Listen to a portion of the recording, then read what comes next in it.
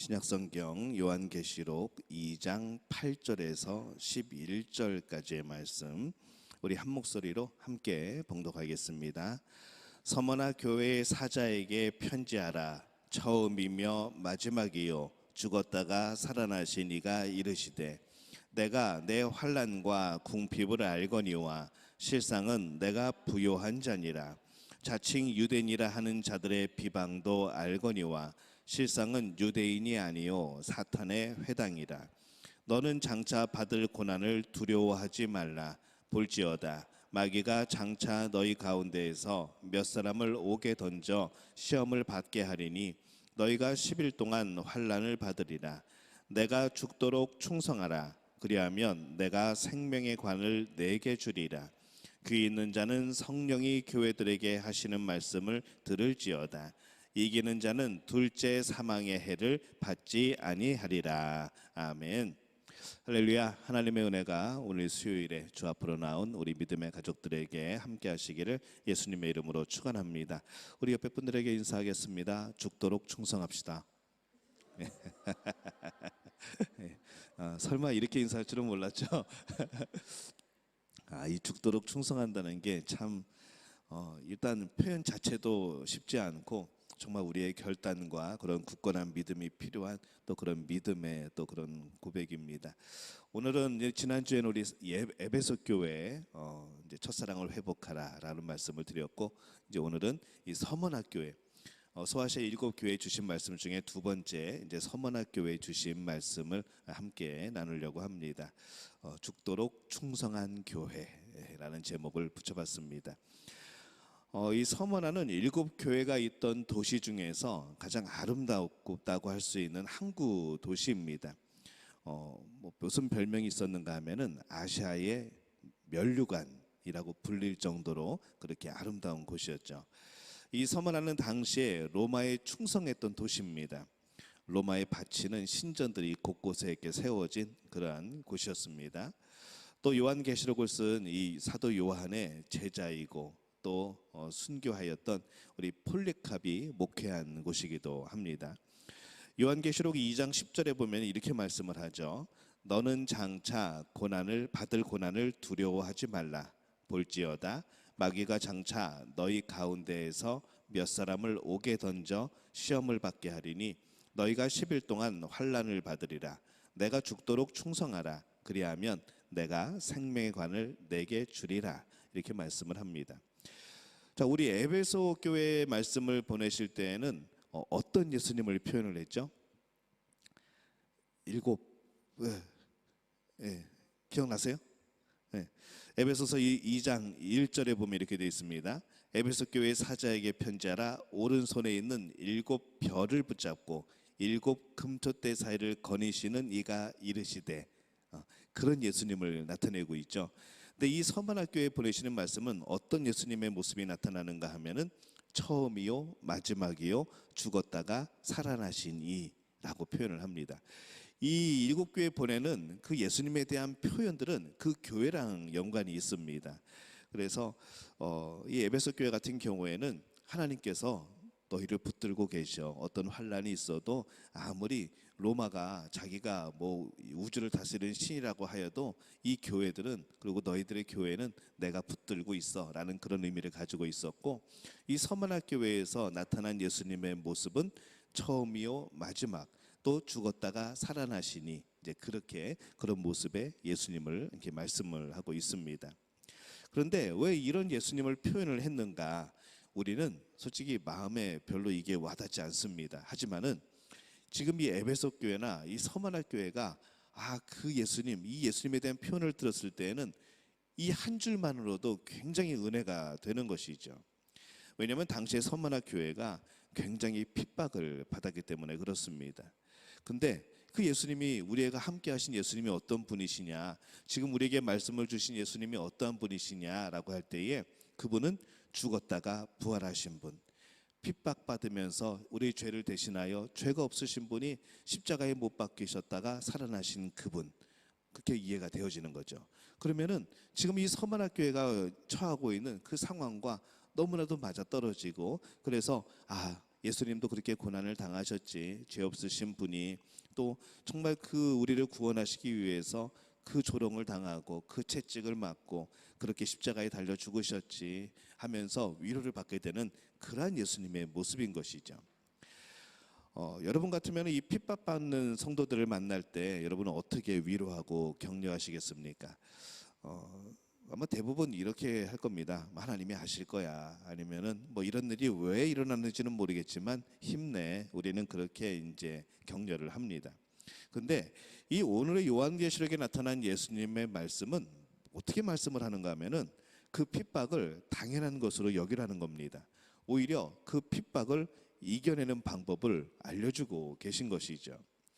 그래서 위로라기보다는 이 복음을 위해서 겪는 이 서머나 교회를, 복음을 위해서 고난을 겪는 이 서머나 교회를 자랑스럽게 여기시고 그 어려움에서 끄집어내 주시는 것이 아니라 잘하고 있어. 그러시는 겁니다. 잘하고 있어. 지금 너희들이 복음을 위해서 핍박당하는 것은 당연한 것이야. 하지만은 두려워하지 마. 그것이 복음을 가진 자들의 특권이야. 그러면서 이 주님의 말씀은 마치 핍박을 이겨내는 노하우를 가르쳐 주시는 것 같은 그런 말씀으로 우리에게 비춰지는 것이죠. 우리 주일에도 잠깐 말씀을 나눴지만은 오늘날 교회가 왜 이렇게 세상으로부터 이렇게 욕을 먹고 돌팔매질을 당하는가 생각을 해보면은 우리가 주일에는 그런 이유 때문이었죠. 굉장히 그런 우리의 아는 것과 행하는 것이 일치하지 않는 그런 모습 때문에. 근데 오늘 요한계시록에 보면은 왜 그렇게 핍박을 당했을까, 왜 그렇게 세상으로부터 욕을 먹었을까 하는 것을 보면은 이 복음을 제외하고 욕 먹는 경우는 교회가 굉장히 편하고 쉬운 길을 찾으려고 한 것이 아닌가라는 생각을 하게 됩니다. 교회가 추구하는 것과 이 세상이 추구하는 것은 다릅니다. 전혀 다르죠. 근데 이 교회가 추구하는 그런 이상이 이 세상이 추구하는 그런 이상과 같아지게 되면은 결국에는 무엇이 교회이고 무엇이 세상이고 구별이 되지 않는 것이죠. 그래서 너무나 교회가 이 세상의 그런 쉬운 것들을 추구하지 않는가 그런 생각을 해보게 되는 겁니다. 우리가 추구하는 가치와 세상이 추구하는 가치는 달라야 합니다. 성도가 추구하는 기쁨과 세상이 추구하는 기쁨은 달라야 하는 것이죠. 세상 사람들이 가지고 있는 그런 기쁨, 그 기쁨이 우리의 모든 기쁨이 되어진다고 한다면 우리 하나님의 자녀들과 이 세상에 살아가는 사람들이 뭐가 다르겠습니까? 어떻게 구별을 할 수 있고 어떻게 우리가 하나님 앞에서 하나님 나라의 백성이라고 말할 수가 있겠습니까? 그래서 우리가 이 세상에 던지는 이 복음은 전혀 다른 메시지입니다. 이 세상 사람들이 자신의 삶을 변화시키지 않으면 따라올 수 없는 그러한 복음인 것이죠. 혹시 우리가 추구하고 있는 것들이 주님이 원하시는 것과 너무 멀리 떨어져 있는 것은 아닌가? 우리는 늘 그것을 생각해 볼 필요가 있습니다. 혹시 우리들의 교회가 이 세상과 별 차이 없는 교회라서 그래서 돌팔매질을 당하고 있는 것은 아닌가? 그런 생각을 해보는 것이죠.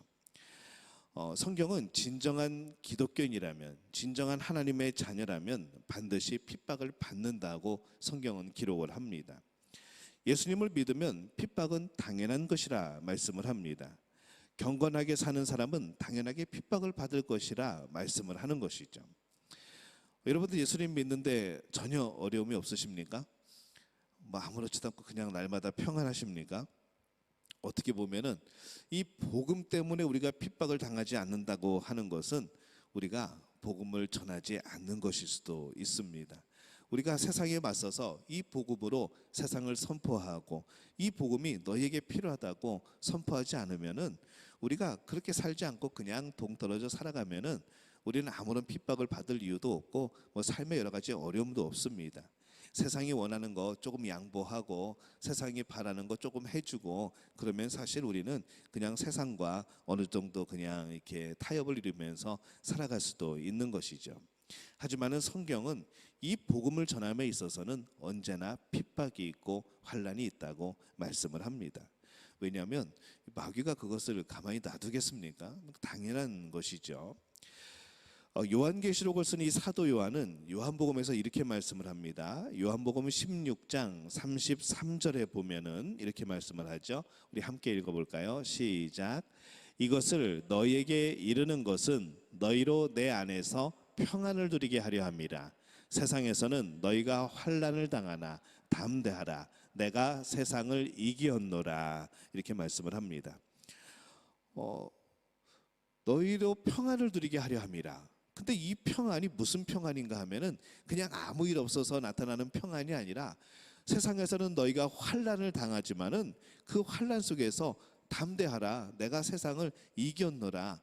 여기에서 오는 평안이라는 것이죠. 그냥 행복하고 좋은 게 아니라 환난 속에서도 내가 세상을 이겼다는 것, 예수님이 세상을 이겼다는 것에 우리가 평안을 얻게 되는 그것이 예수님이 주시는 평안이라는 겁니다. 너희가 환난을 당할 것이다. 그러나 라고 말씀을 하는 것이죠. 그래서 이 성경은 예수님이 하나님의 아들이심을 믿는 우리가 세상을 이길 수 있는 바로 그 사람이라 라고 말씀을 합니다. 대충 살아가는 사람이 아니고 이 죄된 세상을 거슬러 올라가는 바로 우리가 이 세상을 이기는 사람이다. 그렇게 말씀을 하는 것이죠. 자, 그러면 이 서문학교회는 어떤 고난을 당하고 있었는가 보면은 이 서문학교회는 로마에 아주 헌신된 그러한 교회 이제 도시였습니다. 서문화는 우리가 황제가 곧 주님이라고 고백하도록 강요를 받았죠. 그래서 우리는 주님 그러면은 뭐 어렵지 않게 우리는 예수님을 생각을 합니다.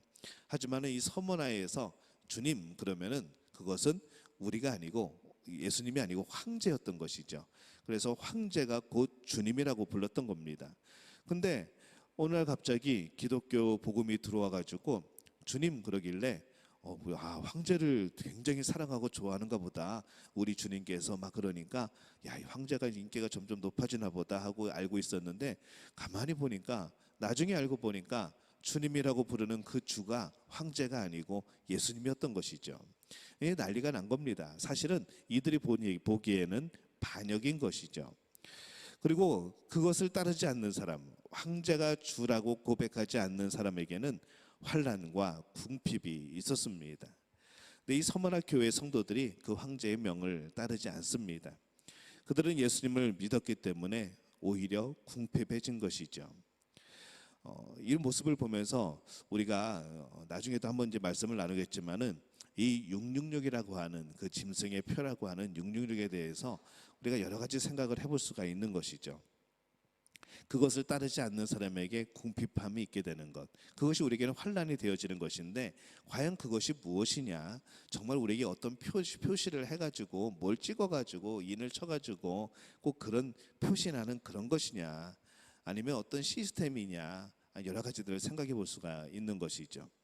뭐 처음에는 바코드도 우리는 굉장히 고민을 했었고, 요즘엔 또 QR 코드도 고민하는 분들도 계시고, 뭐 여러 가지 그런 이제 칩을 이식한다던가 뭐 여러 가지 그런 것에 대해서 야, 이게 666이야라고 말을 했지만은 정말 그렇게 단순한 것일까라는 생각이 드는 것이죠. 이들은 바로 황제를 주라고 부르지 않는 그 자체가 이미 666의 표를 거부한 겁니다. 이들에게는 바로 그런 것이죠. 왜냐하면 황제를 주라고 부르지 않으면 경제적으로 살아갈 수가 없었거든요. 굉장히 이제 소외되는 삶을 살았었거든요. 그러니까 이 사람들에게 대입해 보면은 그 666은 결국에는 이 사람들에게는 황제를 주라고 부르지 않는 그것이 666이 되었다는 겁니다. 그렇다고 한다면은 우리가 생각하는 그것과 다르게 어떤 시스템이나 어떤 우리가 살아가는 데 있어서 어려움을 당하는 그것이 이 성경이 상징하는 666의 그런 모습은 아닐까라는 생각을 해보게 됩니다. 나중에 말씀이 나오니까 그때 다시 한번 우리가 이것을 다뤄보죠. 당시 초대교회에는 이 서민층이 더 많았습니다. 귀족들도 꽤 있었지만은 초대교회 그 처음에는 서민들부터 움직이기 시작합니다.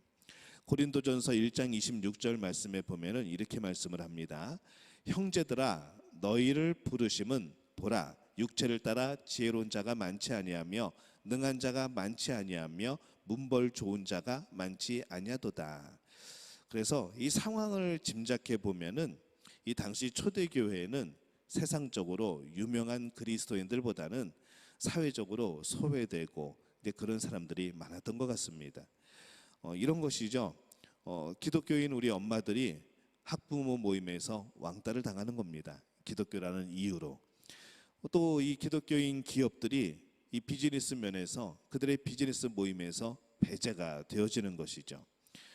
이거는 사실 경제 활동하기 힘들고 참 이게 애들 학교 보내기도 힘들고 어려운 상황이 되어지는 겁니다. 굉장히 우리 마음이 얼마나 아프겠습니까? 뭐 한숨이 나오지 않겠습니까? 근데 그런 일들을 지금 서머나 교인들이 당하고 있는 겁니다.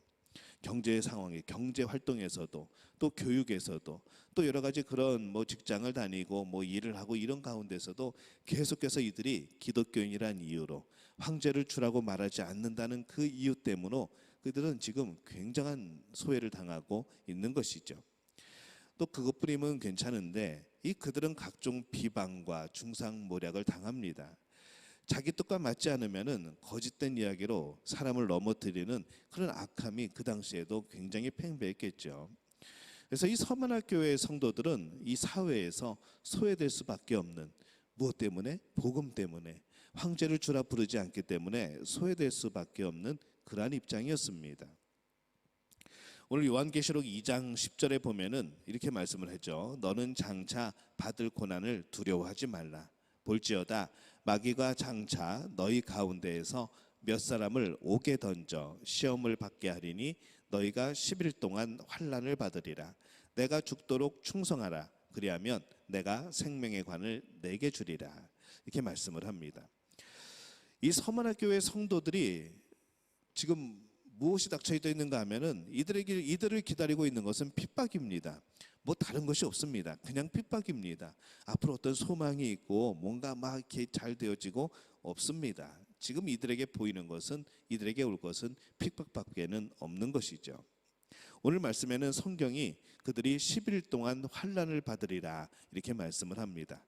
자, 여기에서 10일을 우리가 또 생각하게 될 때에 우리가 요한계시록을 볼 때에는 이 숫자에 대해서 이렇게 뭐 중요한 것들도 있지만 너무 큰 의미를 두지 않았으면 좋겠습니다. 왜냐하면 이 숫자에 묶이게 되면은 굉장히 엉뚱한 해석들이 되어지고 또 엉뚱한 그런 이제 사상들이 생겨나게 되는 것이죠. 여기 있는 10일은 문자 그대로 열흘이 아닙니다. 그냥 긴 시간을 나타내는 것이죠. 너희들이 성도들이 오랫동안 고난을 받게 될 것이야 라고 말씀하시는 겁니다. 그런데 이 오랜 시간 동안 고난과 핍박을 받게 될 이 교회에 주님이 주시는 처방이 과연 무엇인가 라고 해보면은 주님은 이렇게 말씀을 합니다. 장차 받을 고난을 두려워하지 말라. 두려워하지 말라를 긍정문으로 바꾸면 어떨까요? 오히려 용맹해져라. 오히려 용기를 내라. 이제 그런 의미가 되어지죠. 핍박당하고 억울한 누명을 쓰고 명예훼손을 당하고 비방을 듣고 이 복음 때문에 손가락질을 당할 때 더 용기를 내, 더 담대해져야 돼. 그렇게 지금 말씀을 하는 겁니다.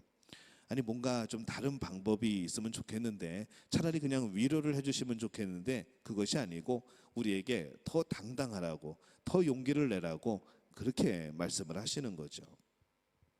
우리가 사업이나 진학을 하던가 새로운 일들을 시작하게 될 때에 우리는 용기가 필요합니다. 그것을 시작하기 전에는 굉장히 두렵죠. 우리가 뭐 직분도 마찬가지고 어떤 직책도 마찬가지고 우리가 무엇인가를 맡게 되었을 때 그때부터 우리에게 다가오는 그 중압감은 참 큽니다.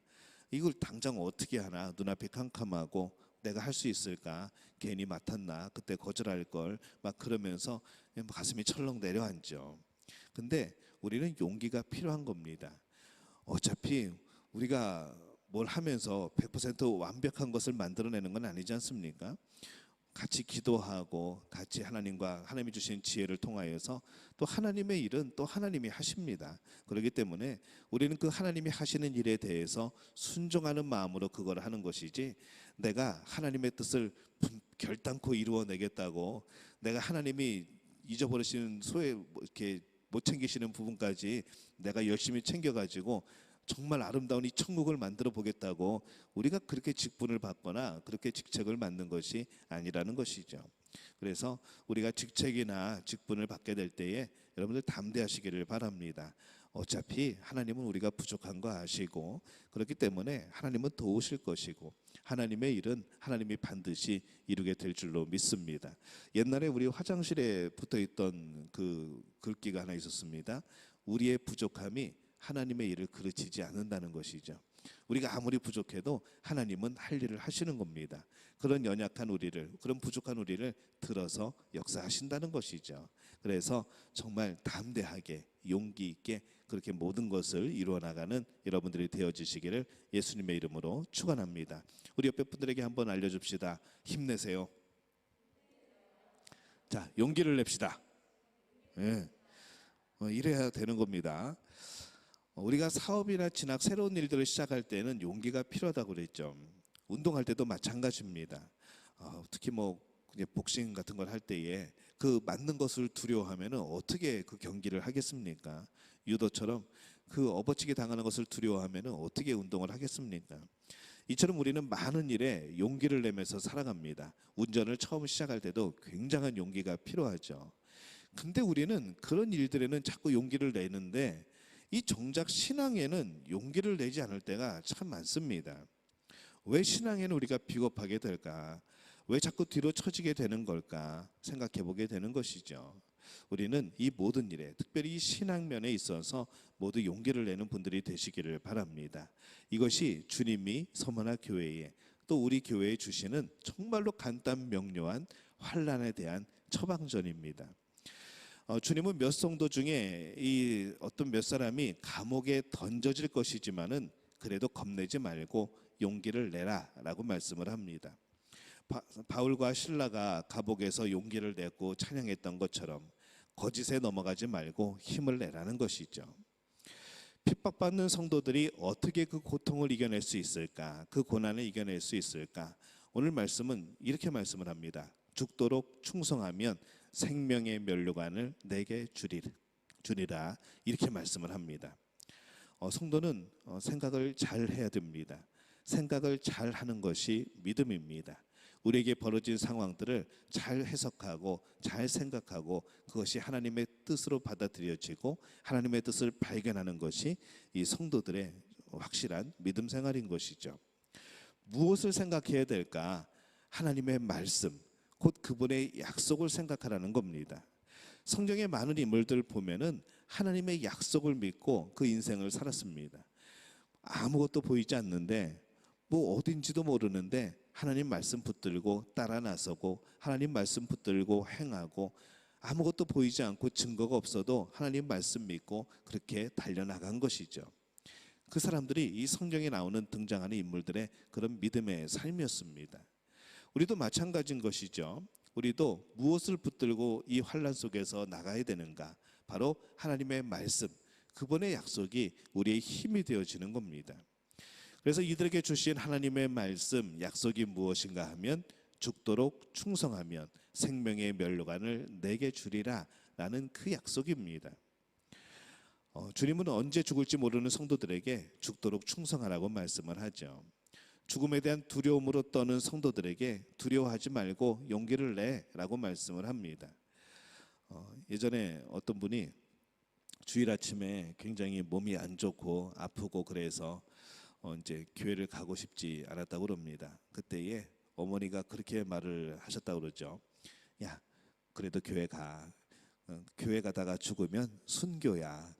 그래서 그 말을 듣고 벌떡 일어나서 교회 가서 끙끙 앓면서 예배 드렸다는 이제 그런 이야기를 들었는데, 요즘 부모들은 아이가 아프면 교회 가지 말라고 그럽니다. 물론 코로나 상황에서는 그런 일이 많이 있었죠. 근데 우리가 이전의 삶을 돌이켜 보더라도 우리는 누가 아프면 그냥 몸이 좀 불편하면 아이 오늘은 교회 가지 말지 뭐라고 그렇게 말할 때가 많다는 것이죠. 또 뭐 시험 기간에도 교회에 가지 않는 것이 당연하게 여겨지는 그런 모습들도 있습니다. 언제부터 그리스도인들이 이렇게 자꾸 타협을 하게 된 걸까라고 생각을 해보는 것이죠. 그냥 편하게 믿고 싶고 그냥 편하게 신앙생활 하고 싶고 그냥 내 몸 하나 평안하게 살아갈 수 있는 그런 믿음, 이 세상에 그런 믿음은 없습니다. 오늘 서머나 교회 주신 말씀처럼 그런 믿음은 없는 것이죠. 오늘 말씀 뭡니까? 죽도록 충성하라입니다. 죽더라도 충성하라라는 것이죠. 그래서 우리는 우리 믿음 가족들은 특별히 오늘 이 자리에 오신 분들은 정말 어금니를 꽉 물고 이 생명의 면류관을 주실 주님을 생각하면서 이 신앙에 용기를 내는 분들이 되어지시기를 예수님의 이름으로 축원합니다. 예, 아멘이 나오는군요. 아멘이 안 나올까 봐 걱정을 했습니다. 이 생명의 면류관은 임금이 쓰는 왕관이 아닙니다. 고통스러운 훈련을 이겨내고 올림픽에서 승리한 사람들이 그들에게 씌워졌던 것이 이 면류관 스테파노스라는 것이죠. 근데 이 스테파노스 어디서 많이 들어본 것 같지 않습니까? 스테반. 그래서 이 스테파노스에서 나온 이름이 스테반인 것이죠. 스테반 집사가 쓴 면류관이 바로 스테파노스라는 겁니다. 그래서 이 스테파노스는 요한복음 19장에 나오는 이 가시관, 그것을 표현할 때도 쓰는 그러한 표현입니다. 죽도록 충성한 자만이 얻게 되는 면류관, 그것이 스테파노스라는 것이죠. 요한계시록 21장 8절에 보면은 이렇게 말씀을 합니다. 그러나 두려워하는 자들과 믿지 아니하는 자들과 흉악한 자들과 살인자들과 음행하는 자들과 점술가들과 우상 숭배자들과 거짓말하는 모든 자들은 불과 유황으로 타는 못에 던져지리니 이것이 둘째 사망이라. 아까 우리가 2장 10절 말씀 읽었을 때에 둘째 사망이라는 단어가 맨 끝에 나왔습니다. 예, 우리 2장 11절 한번 읽어보겠습니다. 시작. 귀 있는 자는 성령이 교회들에게 하시는 말씀을 들을지어다. 이기는 자는 둘째 사망의 해를 받지 아니하리라. 이렇게 말씀을 합니다. 근데 우리가 좀 전에 읽었던 요한계시록 21장 8절에 이 둘째 사망이 뭔가라고 설명을 하는 것이죠. 그러나 두려워하는 자들과 믿지 아니하는 자들과 흉악한 자들과 살인자들과 음행하는 자들과 점술가들과 우상 숭배자들과 거짓말하는 모든 자들은 불과 유황으로 타는 못에 던져지리니 이것이 둘째 사망이라. 이렇게 말씀을 합니다. 그럼 이제 둘째 사망이라는 것이 해결이 됐죠. 둘째 사망이 있다 그러면은 이 첫 번째 사망도 있지 않겠습니까? 이 첫 번째 사망은 뭔가 하면은 이 땅에 살아가는 삶의 끝인 것이죠. 우리가 이 땅에서 죽게 되는 것, 그것이 첫 번째 사망입니다. 근데 그것으로 끝나는 것이 아니라 우리에게 두 번째 사망이 있다는 것이죠. 그래서 우리가 21장 8절에서 본 것처럼 그런 사람들은 이 둘째 사망에 불과 유황으로 타는 못에 바로 지옥으로 빠져지는 이 둘째 사망에 이른다는 겁니다. 근데 우리들 바로 이 예수님으로 인하여서 고난을 받고 또한 죽도록 충성하여서 그 고난을 이겨내고 승리한 이들은 그 둘째 사망이 없다는 것이죠. 예수를 믿지 않는 사람들은 이 둘째 사망을 겪어야 한다는 겁니다. 영원한 지옥 앞에 서는 것이죠. 그러나 우리 성도들은 이 둘째 사망의 해를 받지 않을 것이다 라고 말씀을 하는 겁니다. 가시면류관을 쓰신 주님 때문에 우리 성도들은 이 둘째 사망을 뛰어넘어서 영생으로 이 천국으로 가는 사람이 되어진다는 것이죠. 이 약속을 믿고 또 다른 사람이 이 폴리캅이란 이 요한의 제자였습니다. 그는 죽어가면서 순교하면서 이렇게 말하죠. 나는 86년간 예수 그리스도를 섬기고 믿어왔습니다. 그분은 나에게 아무런 잘못도 하지 않으셨고 나를 배신한 적도 없고 언제나 나와 함께 하셨습니다. 하물며 나의 주인이시고 나의 왕이시고 구세주이신 그분을, 나를 구원해 주신 그분을, 나의 왕이신 그분을 내가 어떻게 배신함으로 모욕할 수 있겠습니까? 하면서 그 사람은 순교를 했습니다. 하나님은 나를 배신하지 않았는데, 예수님은 한 번도 나를 떠나지 않았는데 내가 어떻게 나의 왕이 되시고 나의 구원자가 되시고 나의 모든 것이 되시는 내가 예수님을 거부하고 배반하겠습니까? 라는 것이죠. 이 핍박받는 수많은 성도들에게 이 바로 모든 일들은 현재형입니다. 이것이 우리가 예전에 정말 2000년 전에 그러한 일이라고 우리가 여겨질 수 있지만은 지금도 근래에도 우리에게 벌어지는 바로 이 핍박이 우리에게 있습니다. 또 어쩌면 우리에게 다가올 일이기도 하죠. 예수님을 잘 믿는다는 이유로 정말 자유민주주의 국가임에도 불구하고 핍박받는 날이 생기게 될 겁니다. 그래서 이 메시지는 오늘을 사는 우리에게 굉장히 필요하고 기억해야 될 메시지가 되는 것이죠. 사도 요한을 통해서 예수님이 주신 이 권면을 다시 한번 생각을 해봅니다. 손해보는 것 같아도, 핍박을 받을지라도, 또 그날이 올지라도 용기를 내라. 신앙에 관해서는 절대 양보하지 마라. 죽도록 충성하라. 그러면 우리가 죽는다 해도 이 둘째 사망의 두려움 없는 하나님 나라에 들어갈 것이다. 오늘 주님은 이렇게 서머나 교회에 또 우리 교회에 우리 심령에 그렇게 말씀하고 있습니다. 우리가 만약에 타협하고 신앙을 버린다면 우리에게는 이 땅에서는 조금 편할 수 있을지 몰라도 우리에게는 둘째 사망이 기다리게 될 겁니다. 심판대가 기다릴 것이죠. 그러나 우리가 이 땅에서 끝까지 신앙을 지키고 주님을 붙들고 있다고 한다면은, 우리가 죽기까지 충성한다고 한다면 우리는 이 땅에서는 좀 어렵겠지만은, 그러나 우리는 모두가 생명의 면류관을 쓰고 이 천국문 앞에서 만나게 될 줄로 믿습니다. 그때 제가 천국문 앞에서 출석을 불러보려고 합니다. 우리 믿음의 가족들은 한 분도 빠짐없이 네라고 대답할 수 있는 우리 모든 분들이 되어지시기를 예수님의 이름으로 축원합니다.